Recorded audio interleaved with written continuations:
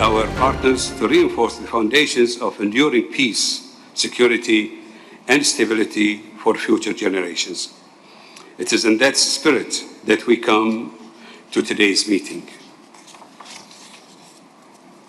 After the grave challenges we faced, today we see a glimmer of hope for our region and the welcome diplomatic efforts resulting in an end to hostilities with the signing of the Memorandum of Understanding between the United States and Iran, supported by the mediation of Pakistan and Qatar, and the restoration of free and secure navigation through the Strait of Hormuz.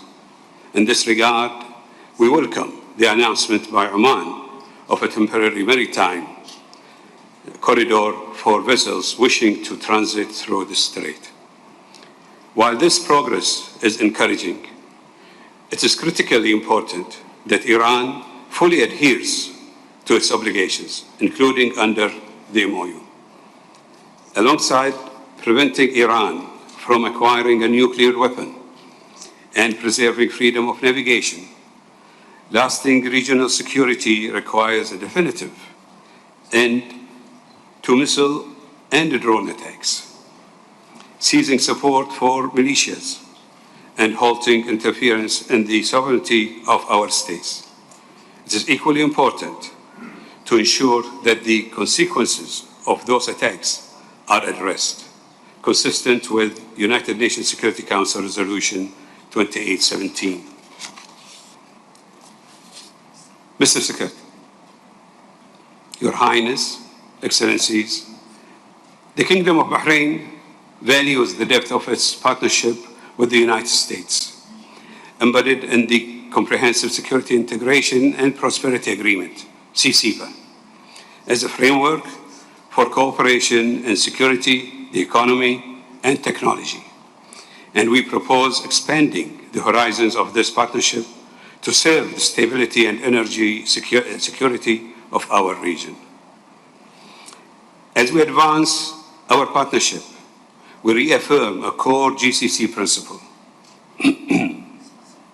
Our security is indivisible, and a threat to one GCC state is a threat to all. This principle, enshrined in our joint defense agreement, remains the cornerstone of our cooperation with partners, foremost among them the United States.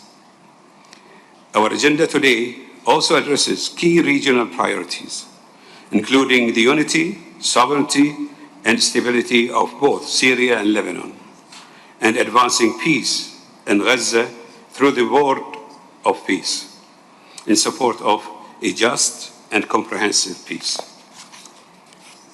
Dear colleagues, in advancing their strategic choice of peace and good neighborliness, the GCC states look toward a new chapter for our region founded on respect for sovereignty, international law, and the protection of international waterways, in partnership with the United States to advance peace, security, and prosperity for all peoples of the region. Secretary Rubio, I welcome you once again, and I look forward to our discussions on how together we can build a more secure, stable, and prosperous future for our region. Thank you.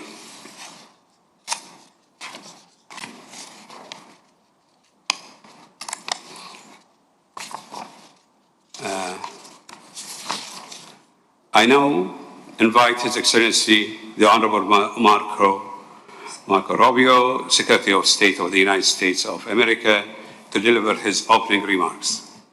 Well, thank you. First of all, thank you for hosting me. Thank you for hosting this gathering. It's an important one. It's an important gathering of partners, allies, and friends whose friendship and alliance and cooperation among one another has been longstanding. As I look around the room, I see countries we've worked with very closely now for decades on a variety of issues, but all driven towards a common purpose, and that is the stability, the security, and the prosperity, not just of the region, but also of the United States and ultimately of other countries around the world. This alliance was put to the test based on recent events, and it has passed, meaning that the level of cooperation, the level of interaction, the level of friendship that existed among us during these trying times was put to the test, and it passed with flying colors. I have undertaken this trip here today, first and foremost, to express my gratitude and appreciation for all of the cooperation and all of the help that we were given and all the things we were able to do together. We now enter a new phase, and one that we hope will lead to peace. It's what we all desire. It's what we all desire, is for this region to be a place where people are focused on making money, not bombs, not weapons, where they're focused on improving the economic lives of their people, not on how to attack other countries. This is what we want for the region. Frankly, this is what we want for the world. But we understand there are challenges to that. In that vein and in that context, the United States, with the help of some gathered around this table here today, are going to pursue the opportunity to enter into constructive dialogue and hopefully agreements with Iran. And we hope it leads to a very positive outcome. That is our hope. That is what we are open to. That's what we are prepared. Particularly if Iran makes the decision that instead of being a revolutionary movement that seeks to export its ideology into other countries, they're now interested in being a nation state that focuses on the well-being of their own people. If this is what they want for their future, the United States is prepared, alongside with all of you, to work to make that possible, despite our differences from the past. If they choose a different route, then of course this will not lead to a positive outcome. But let's be hopeful that it does, but also realistic. In that context, it's important to point to a couple of things that are a priority to us. For while we want a deal, we don't want a deal at any price. We want a deal that's good, we want a deal that's real, we want a deal that's verifiable, and we want a deal that's adhered to. And it is important that any agreements that are reached, both in the process of negotiation and in the aftermath, be adhered to and followed.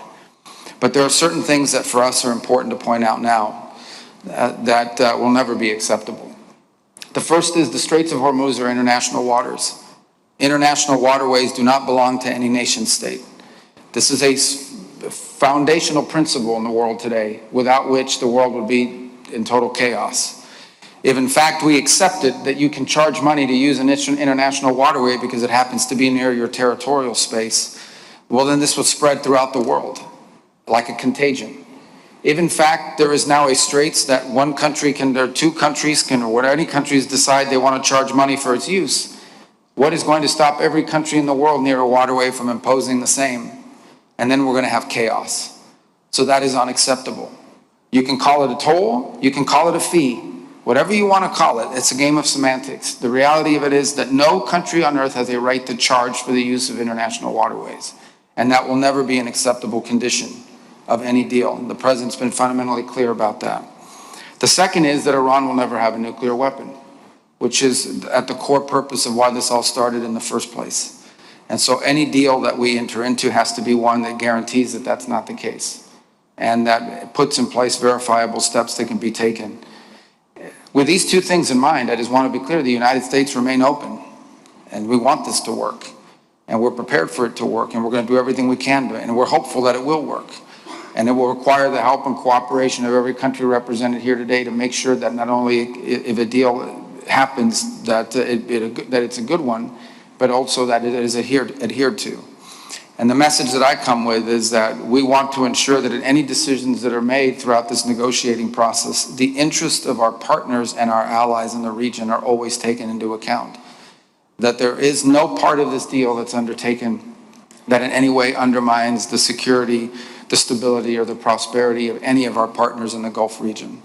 And that is at the core of my visit here today, is to thank you for all the help you've given us. Thank you for your friendship. Thank you for your cooperation. Thank you for this alliance, not just in the defense realm, but also in the economic realm, but also to reassure everyone publicly that the United States, while committed to this process, will make sure that none of the agreements that are made, none of the things that are agreed to will in any way be counter to the interest of any of the nations represented here today, because you are our partners and our allies, and we want that to continue, and partners and allies don't undermine one another. And so thank you for the opportunity to have this forum. I think we will have some you touched on a bunch of other topics that I'm sure we'll discuss as well, the progress in Syria, the talks between the Lebanese and Israeli governments that are ongoing even today in Washington, which we hope will reach some positive outcomes. There are many other things we can talk about in the economic realm as well, but I appreciate very much you extending me this opportunity to meet with all of you collectively and express the President of the United States' commitment to all of you that we are open for peace, but a peace that is enduring, that is real, and that in no way undermines our security, our prosperity, or the security or prosperity of our friends and allies in the Gulf region. Thank you.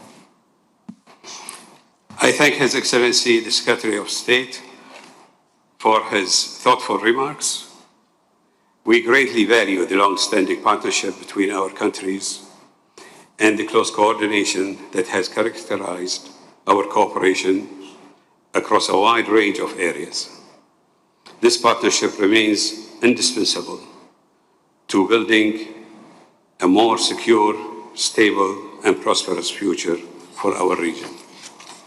I now declare that the opening session of our meeting has concluded and kindly request members of the press to withdraw from the hall so that we may proceed with the closed. And we've been bringing you live coverage of a meeting of the Gulf Cooperation Council, which has been happening in Bahrain. We've just heard from U.S. Secretary of State Marco Rubio, who's been addressing that meeting in Bahrain. He said that this was an important alliance of allies. He says the alliance was put to the test and it passed with flying colours. He said, we're entering a new phase. We hope that it will lead to peace, to make money and not bombs. I want to bring in Zain Basravi, who's been listening to that. Zain's in Doha for us. Zain, you were talking to us before that this is essentially a sales pitch by Marco Rubio to try to reassure the Gulf states. What did you take away from what we heard? Well, that is right. What he's selling is the post-war narrative, trying to spin that this isn't all in favor of Iran. We've heard analysts over and over again say that Iran has emerged in a very strong negotiating position. It's shown that it can fight the United States to a stalemate in the region and expand the war to the GCC countries, to its Arab neighbors, all things that the United States has been heavily criticized for. And what Marco Rubio is front-loading here, what the foreign ministers of the GCC also front-loaded in their statements, what they've been saying during his tour of the UAE, Kuwait, and Bahrain, is that same idea that this is the path forward, that this post-war narrative is one where Iran has been attacked, that it has been weakened, and going forward, stability, security, and prosperity for the GCC is key. As critical as people may have been for the outcomes of this conflict, for the United States starting it in the first place, the idea he's pushing now is that the cooperation with the GCC will remain a priority. Their security priorities will remain American priorities, and going forward, as he said here, his vision for the region, focus on making money, not bombs and weapons, focus on economic alliances, not attacking each other. Zain, thanks very much indeed. We're going to be talking about this, of course, in the hours to come. He also made reference to the Strait of Hormuz and the plan of Iran to control the Strait of Hormuz. He said that's something that the US is not going to tolerate. Going to be back in a couple of minutes with more on all of this. Stay with us.